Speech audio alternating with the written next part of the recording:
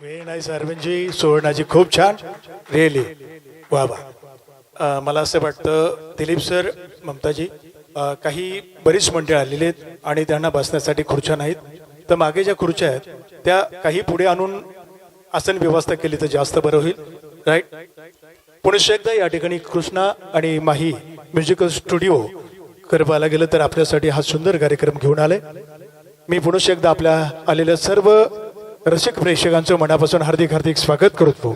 या सोहळ्याच्या निमित्ताने सुप्रसिद्ध गायिका मृणालजी रणधीर यांचे वडील माननीय उमेशजी रणधीर साहेबांचे या ठिकाणी आगमन झाले. आपले या ठिकाणी स्वागत करतो. राईट. पुढील गीत सादर करण्यासाठी मी आमंत्रित करणार आहे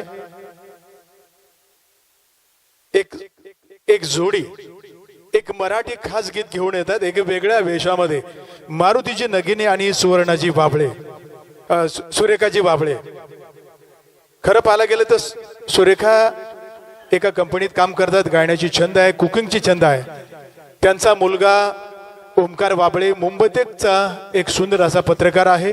मुलगी आकांक्षा स्वतःचं डी ऑटो सेल्स असं शोरूम असलेली सुरेखाजी बाबळे, आणि त्यांच्याबरोबर गाण्यासाठी खास वेगळ्या वेशामध्ये आलेले आहेत मारुती नगिने. खरं पाहायला गेलं तर त्यांच्याकडे बघितल्यावर असं वाटतं नगिने नसून हे 24 कॅरेट दागिने असल्यासारखं वाटतं. एकदा जोरदार टाळ्या झाल्या पाहिजेत मारुती यांच्यासाठी.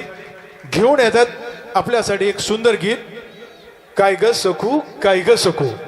ऐकूया.